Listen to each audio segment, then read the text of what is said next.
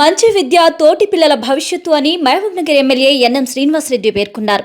మహబూబ్నగర్ నియోజకవర్గంలోని సాంఘిక సంక్షేమ రెసిడెన్షియల్ స్కూల్ మరియు కళాశాలలోని శనివారం నాడు నూతన డైట్ మెనూను ఆయన ప్రారంభించి మాట్లాడుతూ, గత 15 సంవత్సరాలుగా ఒకే రకమైన మెనూ ఉండేదని, కానీ గౌరవ రేవంత్ రెడ్డి ముఖ్యమంత్రిగా అయిన తర్వాత 40% అధిక డైట్ ఛార్జీలు పెంచడం జరిగిందని ఆయన తెలిపారు. గత 10 సంవత్సరాలుగా బీఆర్ఎస్ ప్రభుత్వం విద్యా వ్యవస్థను నిర్లక్ష్యం చేశారని ఆయన మండిపడ్డారు. ప్రధానంగా పిల్లల భవిష్యత్తు కోసం ఏ కార్యక్రమాలు చేయాలో నిర్ణయించుకుని ముఖ్యమంత్రి నుంచి ఎమ్మెల్యేలు, జిల్లా అధికారులు, మండల అధికారులు సైతం ఈ రోజు శ్రమిస్తున్నారని ఆయన చెప్పారు. పిల్లల భవిష్యత్తు కోసం మన జిల్లాలోనే ఇంజనీరింగ్, మెడికల్, వెటనరీ, లా కళాశాలలు పెంచడం జరిగిందని, తల్లిదండ్రుల మీద భారం పడకుండా మా ప్రభుత్వం ప్రయత్నిస్తుందని, రాజకీయాలకు అతీతంగా ప్రతి పాఠశాలలో, కళాశాలలో అభివృద్ధిని చేస్తున్నామని ఆయన ఉద్ఘాటించారు. ఈ సందర్భంగా చిన్నారుల సాంస్కృతిక కార్యక్రమాలు అతిథులను అలరించాయి.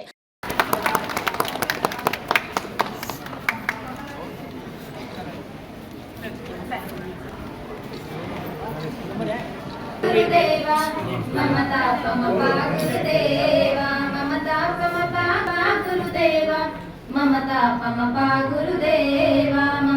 పమపా మమతా పమపా గురుదేవా మమతా పమపా గురుదేవా.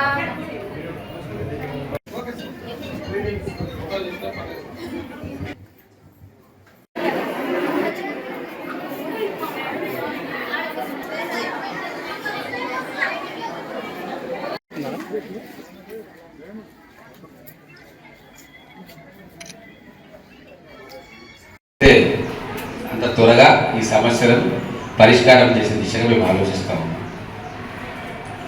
మీరందరూ కూడా ఇప్పుడు ఇంటర్మీడియట్ పిల్లలు ఉన్నారా? చేయలేని తర్వాత కాలేజ్ అయిపోయిన తర్వాత వాళ్ళు ఏం చేయాలి, వాళ్ళకి ఎటువంటి నైపుణ్యం ఉండాలి, వాళ్ళకి ఎటువంటి కాలేజీలలో అడ్మిషన్స్ ఇవ్వాలి, ఇవన్నీ కూడా చాలా పెద్ద ఎత్తున మేము ఆలోచన చేస్తూ ఉన్నాం.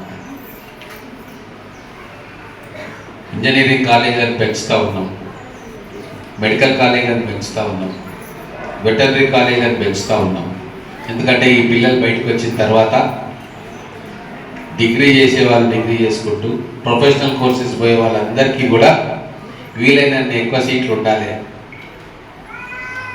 గ్రామాల్లో నుంచి వచ్చిన పిల్లలకి